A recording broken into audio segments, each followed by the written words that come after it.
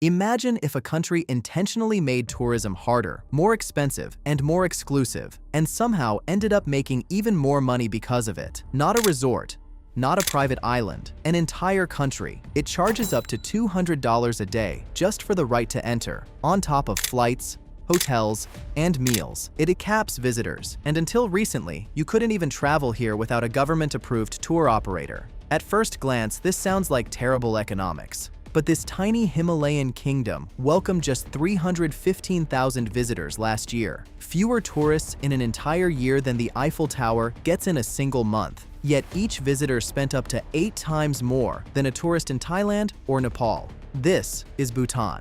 And Bhutan didn't sell tourism, it sold exclusivity.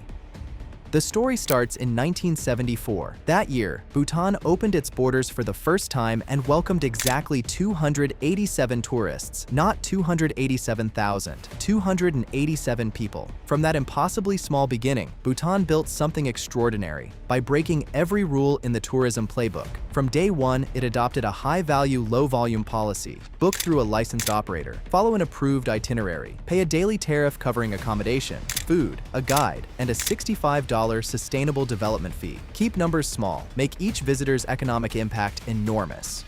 While Venice drowned in cruise ship crowds and Machu Picchu eroded under millions of feet, Bhutan stayed pristine, and that pristine quality became the product. Scarcity can be more profitable than scale. Bhutan proved it.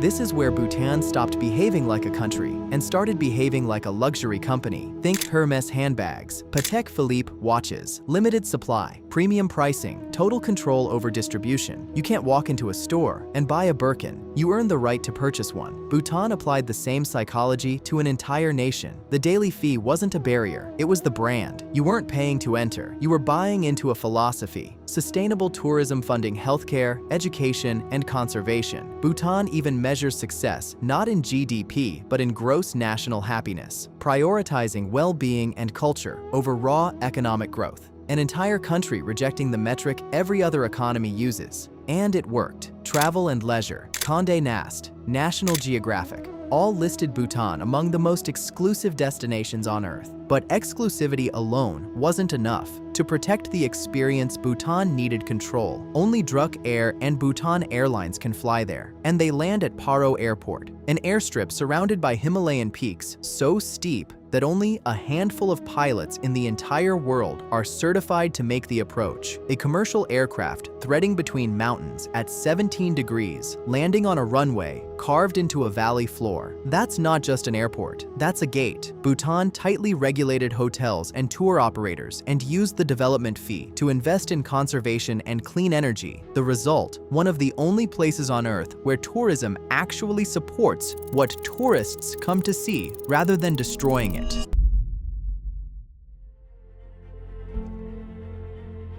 Then, 2020 arrived. Bhutan's borders shut completely for over 2 years. Overnight, the tourism machine stopped. No visitors, no guides. Revenue didn't decline. It vanished. Schools lost funding. Communities lost livelihoods. When borders reopened in 2022, Bhutan tripled the daily fee to $200, recouped losses, reset the brand higher, but arrivals fell sharply. By late 2023, the government lowered it to $100. Even the best scarcity model needs flexibility. Brand reputation is powerful, but it cannot override economic reality forever. And here's what most people miss. Tourism receipts are only one dimension. The real payoff is soft power. When Hollywood actors visit and share the experience with millions, that's not marketing. That's a tiny nation, projecting influence it could never achieve otherwise. Bhutan's environmental policies made it a respected voice in climate diplomacy. Its image attracted international grants, clean energy partnerships, and investment far exceeding visitor fees.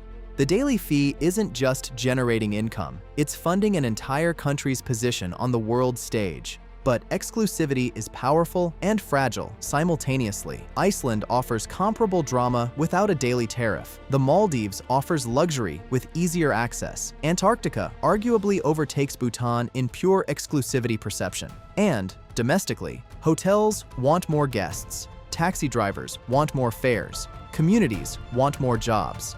Lowering the barrier would deliver that immediately. But it would risk destroying the very thing that makes Bhutan special. And once exclusivity is gone, it doesn't come back. Ask Venice. Bhutan understood something most businesses forget. Growth means nothing if it destroys the thing people came for in the first place. In a world obsessed with scale, staying small was never Bhutan's weakness. It was the entire strategy. And for now, while the mountains still guard Paro Airport and the monasteries still echo without crowds, it's still working. But the world is getting louder, and quiet has never been harder to protect.